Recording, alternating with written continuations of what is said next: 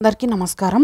ఈరోజు మీ అందరికీ నేను వినిపించబోయే కథ ఇంటి దీపం. రచయిత చెల్ల రాధాకృష్ణ శర్మ గారు. ఇక కథలోకి వెళితే, పెద్దవాడికి సెలవు దొరకదు. దొరికినా బొంబాయి నుంచి రావడం అంటే బోలెడవుతుంది కనుక చిన్నవాడికి రాస్తానంటావు అంతేనా? ఎవరికి రాయవద్దు, భర్త కొంచెం కఠినంగా అన్నాడు. అందుకామె నొచ్చుకుంది. పోనీ అమ్మాయికైనా రాయనా? ఎవరికి రాయవద్దన్నానా? ఇంత వయసు వచ్చినా మీ మొండితనం కాస్త కూడా తగ్గలేదు. వచ్చే వారం మీకు ఆపరేషన్ జరుగుతుందాయే. ఎవరూ దగ్గర లేకపోతే ఎలా చెప్పండి? చంటి పిల్లాడికి నచ్చజెప్పినట్లుగా చెప్పింది. భర్త కొంచెం మెత్తబడినట్టు అనుకుంది. అందుకు భర్త చెప్పిన సమాధానం విని తాను తప్పు లెక్క వేశానని అనుకుంది. బాధపడింది. ఎవరొచ్చి మాత్రం ఏం చేస్తారని? ఆస్పత్రిలో ఉండేవాణ్ణి నేను, బాధ అనుభవించేవాణ్ణి నేను. ఆస్పత్రికి ఇంటికి మధ్య తిరిగేటందుకు నువ్వున్నావు. ఆ ఇబ్బంది ఏదో నువ్వు పడతావు. 2 క్షణాలు మౌనం వహించి ఆయన మళ్ళీ ఇలా అన్నాడు.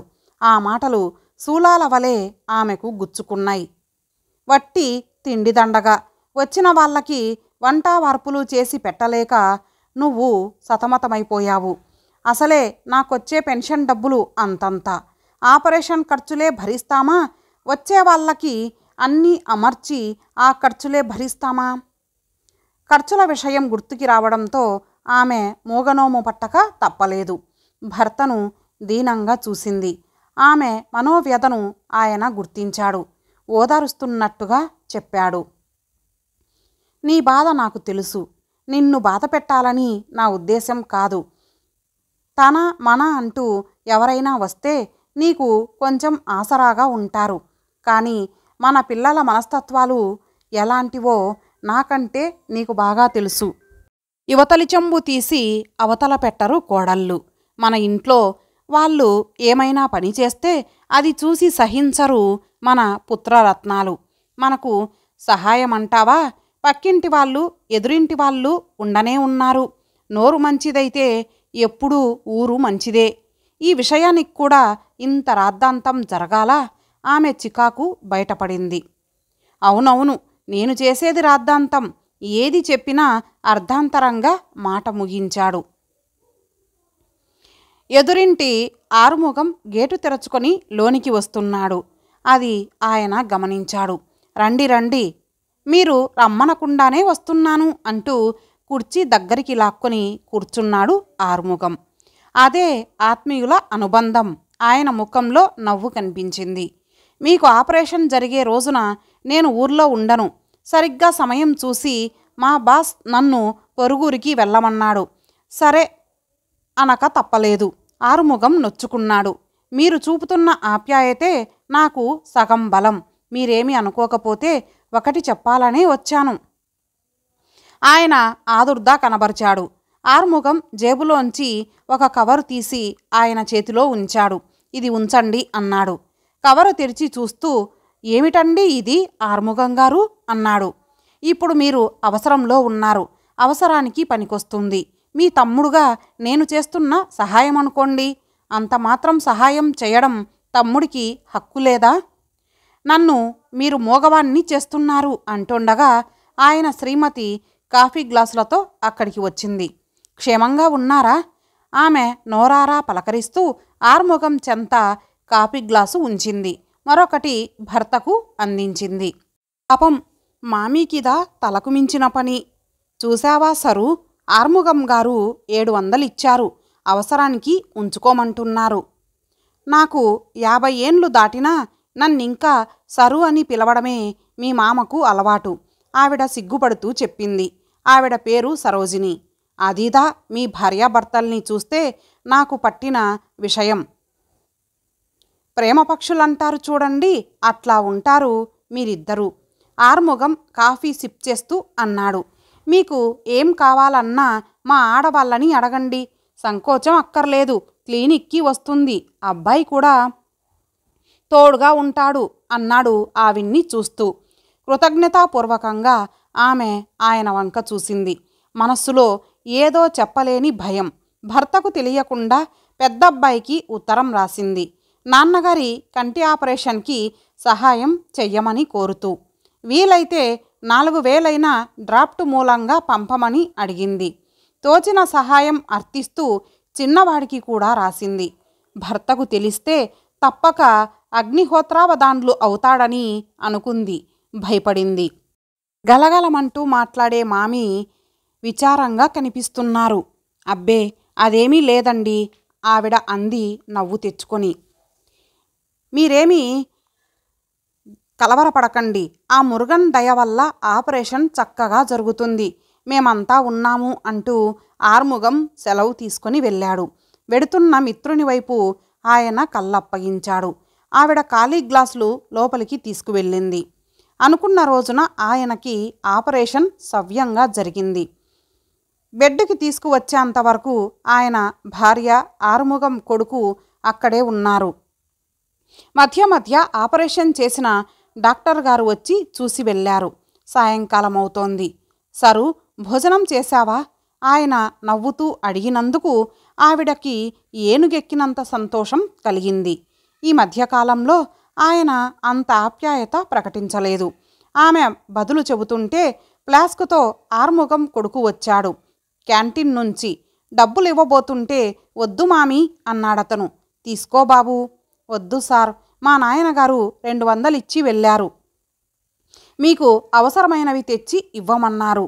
ఆర్ముగం సౌజన్యాన్ని తలచుకొని ఆయన లోలోన తన్మయత్వం చెందాడు.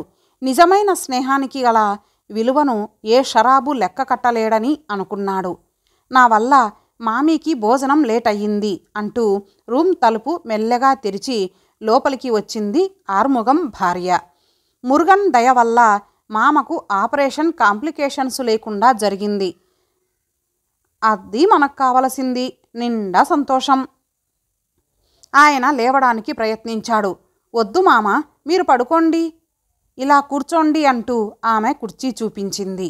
నిండా లేట్ అయ్యింది, మీరు భోజనం చేయండి. ఆర్ముగం భార్య మాటలోని ఆప్యాయత ఆమెకు భోజనం చేసి త్రేంచినంత సుఖం కలిగించింది. పైగా కడుపు దహించుకుపోతోంది. ఆకలికి కులాభిమానం అడ్డు తగిలింది సైంధవుడిలా. ఆమె తటపటాయించడం చూసి, మేముదా శైవపిల్లైలం, మామకు తెలుసు, మా ఇంట్లో ఎగ్గు కూడా దొరకదు. అవును, మీ ఇంట్లో నేను భోజనం చేశాను.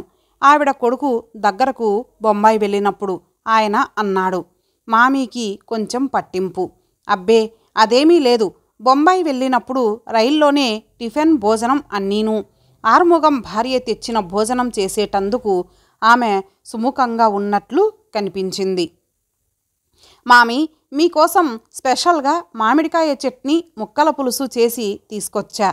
వింటుంటే ఆయనకే నోరూరింది. ఆవిడ భోజనానికి కూర్చుంది.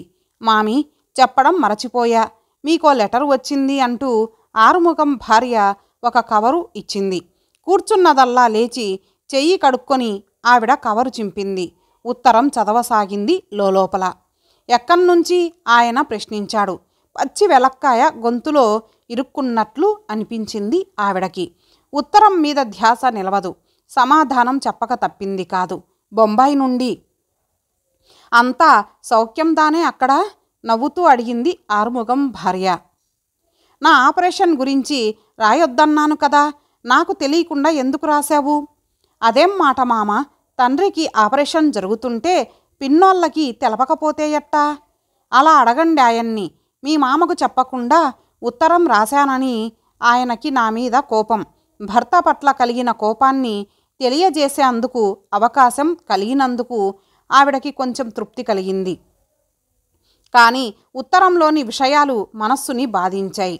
ఆ బాధను కప్పిపుచ్చుకునేటందుకు రూమ్ వెలుపల ఉన్న బాత్రూంకి దారి తీసింది.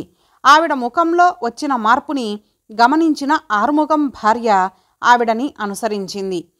ఆమెను చూడగానే ఆవిడ కళ్ళనీళ్లు పెట్టుకుంది. చూశారా, మా పెద్దవాడు ఏం రాశాడో?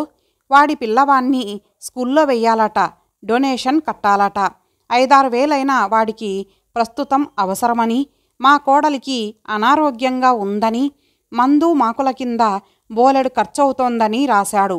వాడి మీద ఆశ పెట్టుకున్నందుకు చివరికి నిరాశే మిగిలింది. మామి ఊరుకోండి, ఈ మాత్రానికే అధైర్యం పడతారా? మేము చూస్తూ కూర్చుంటామా చెప్పండి, ఆమె ఓదార్చింది. ఆవిడ కళ్ళు తుడుచుకొని రూంలోకి వచ్చింది. ఆవిడ కళ్ళు చూసే ఆయన ఉత్తరంలోని విషయం గ్రహించాడు. నేను వద్దు వద్దంటున్నా రాశావు, ఇప్పుడు విచారించి ఏం లాభం చెప్పు? వాడు సహాయం చేయకపోతే ఇంకెవరూ సహాయం చెయ్యరని అనుకుంటున్నావా పిచ్చిదానా? అలా చెప్పండి మామ, మామీకి ధైర్యం తక్కువ. ఆర్ముగం భార్య బొంబాయి ఉత్తరంలోని విషయాలు ముక్తసరిగా చెప్పింది. ఉత్తరం రాయొద్దని నేను గట్టిగా చెబుతూనే ఉన్నా, మాట వినకుండా రాసింది మీ మామి. కన్న పిల్లకాయలతో అంత ఖండితంగా ఉండటం సాధ్యపడదు మామ. సహాయం చేస్తారని మామి ఆశ. నిజమేనమ్మా, కానీ ఎవరి కుటుంబాలు వారివే అయినప్పుడు ఎవరి ఖర్చులు అవసరాలు వారివే. అట్లా అని మీరు చిన్నవాడికి సహాయం చెయ్యకుండా ఊరుకున్నారా చెప్పండి? ఆవిడ సమయం చూసి కీలెరిగి వాత పెట్టింది. ఆయన మౌనం వహించడంతో ఆవిడ మళ్ళీ అంది, పోయిన సంవత్సరం చిన్నవాడికి 4,000 పంపించారు వాడు అడగ్గానే. అది పెద్దవాడికి కోపం, అందుకనే వాడిప్పుడు సాకులు చెప్తున్నాడు. చెబితే మామకు కోపం వస్తుంది, కానీ చిన్నపిల్లకాయంటే కొంచెం ప్రియం. ఆర్ముగం భార్య నవ్వుతూ చెప్పింది. రూమ్ తలుపు తెరిచిన చప్పుడు అయ్యింది. ఇప్పుడే నీ సంగతి చెప్పుకుంటున్నాం. నూరేళ్ళాయిస్సు నీకు. ఎవరు? చిన్నబ్బాయండి వచ్చాడు. ఆయన ముఖం చేటంతయ్యింది. నానా అంటూ అతడు ఆయన బెడ్డు మీద కూర్చున్నాడు. కోడలు మనవరాలు కులాసాగా ఉన్నారా? కులాసగానే ఉన్నారమ్మా. చూడ్డానికి నువ్వైనా వచ్చావు, చాలా సంతోషంరా బాబు. ఎవరికి ఉత్తరం రాయొద్దన్నారు మీ నాన్నగారు. ఉండబట్టలేక ఆయన మాటని కాదని నేనే రాశాను. ఆమె మాటలో విజయ గర్వం ప్రస్ఫుటమయ్యింది. అనవసరంగా గాబరా పడతారని వద్దన్నాను. చిన్నపిల్లకాయను చూసేసరికి మామకు ఎంత ధైర్యం వచ్చిందో గమనించారా మామి? ఆర్ముగం భార్య అతనిని చూస్తూ చెప్పింది. తల వంచుకొని కూర్చుంటే మీరెవరో అనుకున్నాను మామి. ఏమీ అనుకోకండి. ఆర్ముగం మామ సౌఖ్యంగా ఉన్నారా? సౌఖ్యందా, అంత మురుగందయ. ఆపరేషన్ వచ్చే నెల జరుగుతుందన్నారుగా, మరి తొందరపడ్డారు దేనికి? అతను అడిగాడు. డాక్టర్ గారు ఏదో కాన్ఫరెన్స్ కని వచ్చే నెల లండన్ వెడతారట, కనుక ఇప్పుడే చేస్తామన్నారు ఆయన కొడుకుని చూస్తూ అన్నాడు. పొరపాటు జరిగింది నాన్న. ఆయన మనస్సు గతుక్కుమన్నది. మరేం లేదు, పోయిన నెల మా మరదలి వివాహం జరిగింది కదా, అప్పుడు మా మామగారు 10,000 అర్జెంటుగా కావాలన్నారు. ఆఫీస్లో లోన్ తీసుకొని పంపాను. ఆ లోను తీరందే మళ్ళీ కొత్తగా లోనుకి అప్లై చేయడం మంచిది కాదు. ఇది నీకు తెలియంది కాదు. కొడుకు నీళ్లు నమలడం చూసి ఆవిడ నిరుత్సాహపడింది.